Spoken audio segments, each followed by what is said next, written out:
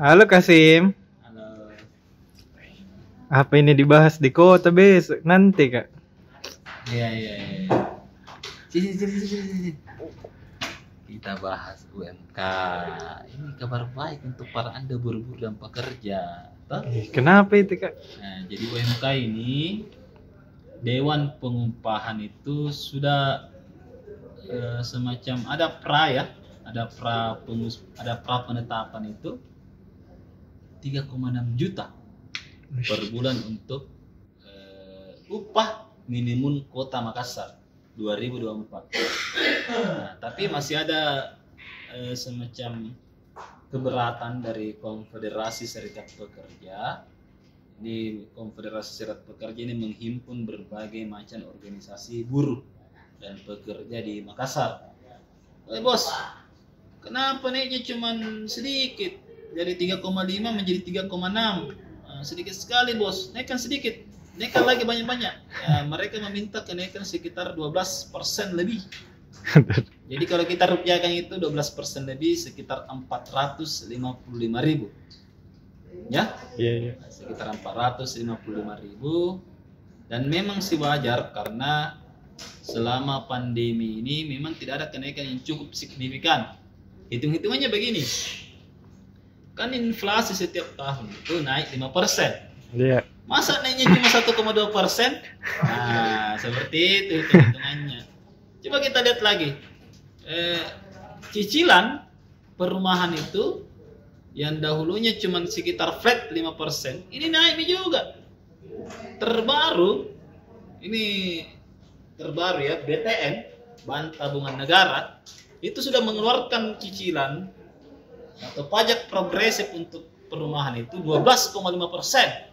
Nah, jadi wajar lah memang kalau ada kenaikan seperti itu. Jadi kita mendukung buruh supaya tetap menaikkan, tapi tetap harus ada rasionalisasinya ya. Iya. Tetap dirasionalisasikan dengan perusahaan-perusahaan di Makassar. Apakah benar bisa segitu?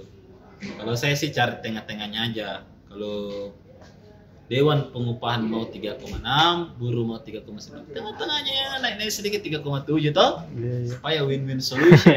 Bagaimana? Iya. Toh? Iya, karena kita di media harus bertindak netral dan independen. Ya, jadi mesti memang harus dihitung-hitung berapa sebenarnya kenaikan yang sebenarnya harus ditetapkan oleh buruh. Seperti itu. Jadi cek aja berapa kenaikannya yang paling bagus. Apakah 3,6? Kan ada pilihannya 3,6, 3,7, 3,8, 3,9. Kalau dianggap terlalu di atas yang 3,9 bisa ditingkatkan 3,7 toh? Iya. Supaya ada win-win solution. Ada naik sedikit. Kalau bahasanya orang Cina kasih naik sedikit. Kurang-kurangi sedikit. Nah, seperti itu. Naik sedikit. Supaya kita sama-sama cuan. Sama-sama untung. Nah, seperti itu. Jadi kita fokus terkait itu memang alot untuk ini karena di perusahaan memang juga sih kalau misalnya ada kenaikan 100.000 saja untuk upah itu sangat berefek. Misal kita punya karyawan 1.000 dinaikkan 100.000, berapa kira-kira penambahan biaya personal toh? Iya. Nah, jangan sampai kalau misalnya terlalu tinggi kenaikannya, maka banyak teman-teman yang kehilangan pekerjaan toh, diberhentikan karena perusahaan tidak mampu membayar. Nah, seperti itu. Jadi memang harus win-win solution lah. Kalau misalnya Dewan Pengupahan 3,6, buruh maunya 3,9, ya 3,7 lah toh. Iya. Tengah-tengah.